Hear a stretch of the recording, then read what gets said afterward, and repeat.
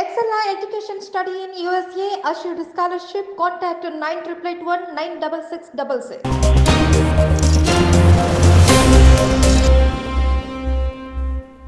తెలంగాణ ముఖ్యమంత్రి రేవంత్ రెడ్డి అత్యంత పరిపక్వంతో మాట్లాడుతున్నట్టు కనిపిస్తుంది. అంటే రాజకీయ పరిపక్వంతో మాట్లాడుతున్నట్టు కనబడుతుంది.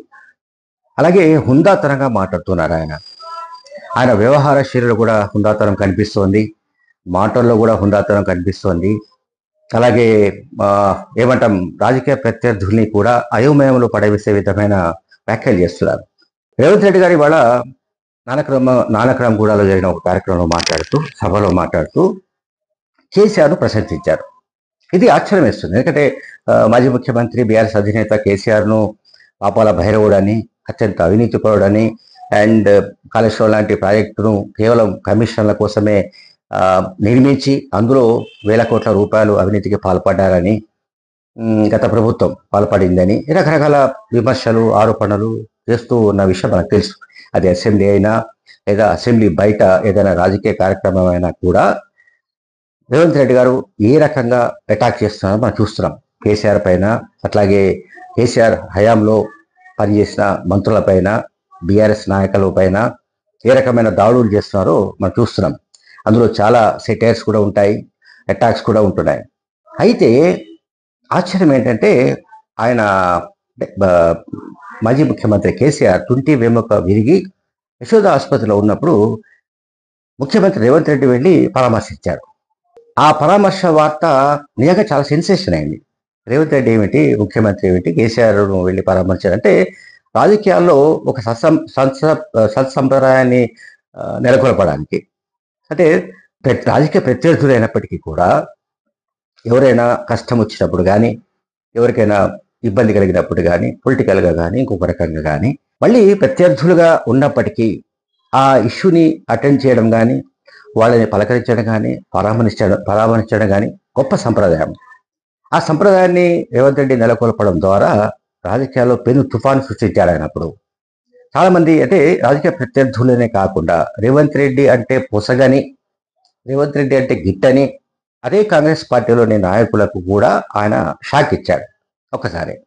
సరే, ఆ తర్వాత ఆయన ఒక ఇంటర్వ్యూలో కూడా చెబుతూ రాహుల్ గాంధీ తనను వెళ్ళి కేసీఆర్ పరామర్శించవలసిందిగా కోరారని, తాను వెళ్ళారని కూడా చెప్పారు. సో అది వేరే విషయం. ఆ తర్వాత చూస్తే ఇవాళ సభ గురించి నేను చెప్తున్నాను. ఆ సభలో ఆయన కొన్ని విషయాలు చెప్పాడు. ఆయన ఫార్మసిటీ విషయంలో అపోహలొద్దు, ఫార్మసిటీ రద్దు కాదని చెప్పాడు. అట్లాగే ఇతరత్ర ఏ అభివృద్ధి కార్యక్రమాలు కూడా నిలిచిపోవని కూడా చెప్పాడు. ఏ కార్యక్రమాన్ని కూడా తాము నిలిపివేయబోమని కూడా చెప్పారు. చాలా స్పష్టంగా, కేటగిరికల్గా చెప్పారు ఆయన. అందులో భాగంగా మాట్లాడుతూ రాజకీయాలు వేరు, అభివృద్ధి వేరు. అభివృద్ధి విషయంలో గతంలో, అంటే ఈ గడిచిన 30 ఏళ్లుగా, 3 దశాబ్దాలుగా ఉమ్మడి ఆంధ్రప్రదేశ్లో అయినా సరే, ఆంధ్రప్రదేశ్ విడిపోయిన తర్వాత అయినా సరే, రాజకీయ పరిణామాలు ఎట్లా ఉన్నా, రాజకీయ ప్రత్యర్థులకు సంబంధించిన వ్యవహారాలు ఎట్లా ఉన్నా కూడా అభివృద్ధి విషయంలో గతంలో చంద్రబాబు నాయుడు గారు కానీ, వైఎస్ రాజశేఖర రెడ్డి కానీ, ఆ తర్వాత కేసీఆర్ కానీ వాళ్ళు అభివృద్ధి కార్యక్రమాన్ని కొనసాగిస్తూ వచ్చారని, సో వాటిని, ఆ కార్యక్రమాన్ని తాను ఇంకా మరింత ముందుకు తీసుకువెళ్తానని కూడా ఈ సందర్భంగా చాలా బోల్డ్గా మాట్లాడాడు ఆయన.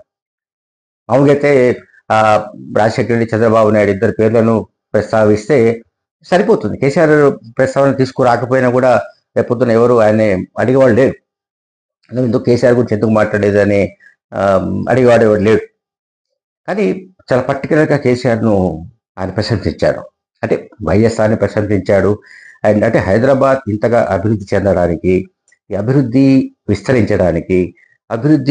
విస్తరించడానికి సంబంధించిన అనేక విషయాల్లో గతంలో, అంటే అభివృద్ధి అనేది, డెవలప్మెంట్ యాక్టివిటీస్ అనేవి మామూలుగా ఈ కంటిన్యూస్ ప్రాసెస్. ఇవి నిజానికి ఏ పార్టీ అధికారంలో ఉన్నా, ఏ పార్టీ అధికారంలో లేకపోయినా, ఇదేంటంటే ఒక కంటిన్యూస్ ప్రాసెస్. అంటే ఇవి క్యారీ ఫార్వర్డ్ అవుతూ ఉంటాయి. దానికి ఔటర్ రింగ్ రోడ్డు ఒకళ్ళు ఉన్న సమయంలో పునాది వేసి ఉండొచ్చు, మరొకరు వచ్చిన తర్వాత దాన్ని పూర్తి చేసి ఉండొచ్చు. అలాగే మనం శంషాబాద్ ఎయిర్పోర్ట్ గురించి కూడా చాలా సందర్భాల్లో మాట్లాడుతుంటాం. ఒకరు పునాది వేస్తారు, ఆ తర్వాత ఇంకొక గవర్నమెంట్ వచ్చినప్పుడు, ఇంకొక రాజకీయ పార్టీ అధికారంలోకి వచ్చినప్పుడు ఆ పార్టీకి సంబంధించిన ప్రభుత్వం దాన్ని పూర్తి చేస్తుంది. కనుక ఇక్కడ అభివృద్ధి సంబంధించిన విషయాల్లో ఎంత కాదనుకున్నా కూడా హైదరాబాద్లో అభివృద్ధి కొనసాగుతోంది. అంటే అభివృద్ధి అనేది కేసీఆర్తో మొదలు కాలేదన్న విషయాన్ని ఆయన చెప్పడానికి ప్రయత్నించినట్టుగా కూడా అర్థం చేసుకోవచ్చు మనం. అంటే ఇందులో క్రిటికల్గా చూస్తే ఆ పాయింట్ కూడా ఉంది. అంటే కేసీఆర్ కారణంగానే అమాంతంగా హైదరాబాద్ ఒక్కసారే అభివృద్ధిలో జంప్ అయిందని కాదు. ఆయన చెప్పేది ఏంటంటే, గతంలో చంద్రబాబు నాయుడు గారు ఏ అభివృద్ధి కార్యక్రమాలను అయితే ప్రారంభించారో వాటిని వైఎస్ రాజశేఖర రెడ్డి గారు కొనసాగించారు. సో వైఎస్ రాజశేఖర రెడ్డి తర్వాత, ఆంధ్రప్రదేశ్ విడిపోయిన తర్వాత కేసీఆర్ వాటిని మళ్ళీ కొనసాగించారు అని ఆ క్రమంలో చెప్పడానికి ప్రయత్నించారు. సో ఇది కూడా అంటే ఇప్పుడు కేసీఆర్ రాజకీయంగా ప్రధాన ప్రత్యర్థి కావచ్చు, ఆయన ప్రతిపక్ష నాయకుడు కావచ్చు కేసీఆర్. బట్ ఏంటంటే కేసీఆర్ ముఖ్యమంత్రిగా ఉన్న కాలంలో జరిగిన కార్యక్రమాల్ని మనం విస్మరించడానికి వీలేదు. అంటే దాన్ని పూర్తిగా తుడిచిపెట్టడానికి వీలేదు. ఎంతో కొంత అంటే గతంలో జరిగిన కార్యక్రమాలు, వైఎస్ రాజశేఖర చంద్రబాబు నాయుడు హయాంలో జరిగిన కార్యక్రమాల్ని కేసీఆర్ కొనసాగించిన కారణంగా, సో కేసీఆర్ ఏవైతే కార్యక్రమాల్ని ప్రారంభించారో వాటిని తాను కొనసాగిస్తానని కూడా ముఖ్యమంత్రిగా రేవంత్ రెడ్డి గారు చెప్పడం అనేది అది నిజంగా రాజకీయాల్లో మంచి సంప్రదాయంగా అనుకోవచ్చు. అంటే రాజకీయంగా ప్రత్యర్థులు ఎక్కడెక్కడ పోరాడాలి, ఏ రకంగా విమర్శలు చేసుకోవాలి అనే దానికి సంబంధించిన వేదికలు వేరు.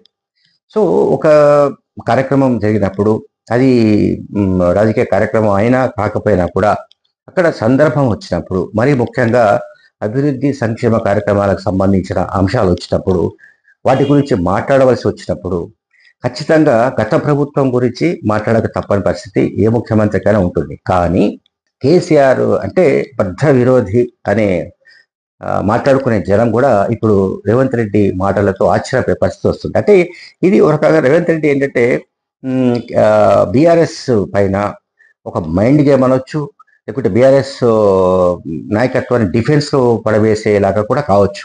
ఎందుకంటే బీఆర్ఎస్ హయాంలో ఎప్పుడు కూడా వాళ్ళు కాంగ్రెస్ హయాంలో జరిగిన అభివృద్ధి కార్యక్రమాల గురించి కానీ, కాంగ్రెస్ హయాంలో జరిగిన మంచి పనుల గురించి కానీ ఒకటి అరా ఎక్కడైనా మాట్లాడినట్టుగా గుర్తుంది తప్ప పెద్దగా అంటే చాలా ఫోకస్డ్గా మాట్లాడినట్టు లేదు.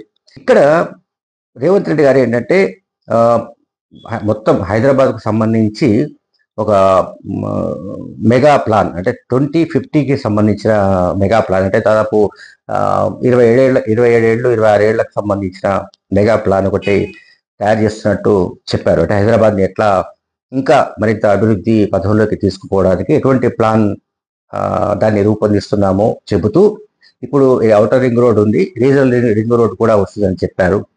ఫార్మర్ సిటీ గురించి మాట్లాడాడు. అట్లాగే అనేక విషయాల గురించి మాట్లాడుతూ ఈ అభివృద్ధి సంబంధించిన పథకాలను, కార్యక్రమాలను గత ప్రభుత్వ హయాంలో ప్రారంభించినవి అవి ఏమున్నా సరే దాంట్లో వైబుల్ ఏమిటి, లేకుంటే అందులో ఉన్న ఇష్యూస్ ఏమిటి, దాంట్లో మనకు అంటే ప్రజలకు ఉపయోగపడే అంశాలు ఏమిటి అనేది బేరీజు వేసుకొని వాటిని అమలు చేస్తాము, కొనసాగిస్తామని రేవంత్ రెడ్డి గారు స్పష్టంగా చెప్పారు. దీంతో అంటే రేవంత్ రెడ్డి వ్యాఖ్యలతో సొంత పార్టీ సంగతి పక్కన పెట్టండి, బీఆర్ఎస్లో మాత్రం ఖచ్చితంగా బీఆర్ఎస్ పార్టీ నాయకత్వమే డిఫెన్స్లో పడే అవకాశం ఉంటుంది. ఎందుకంటే కాంగ్రెస్ పార్టీ తరపున ముఖ్యమంత్రిగా ఉన్న రేవంత్ రెడ్డి ఈ రకమైన కామెంట్స్ చేయడం, కేసీఆర్ను కూడా అవసరమైతే ఇటువంటి సందర్భాల్లో ప్రశంసించడం అనేది వాళ్ళు జీర్ణించుకోలేని అంశం ఇది. Thank you very much.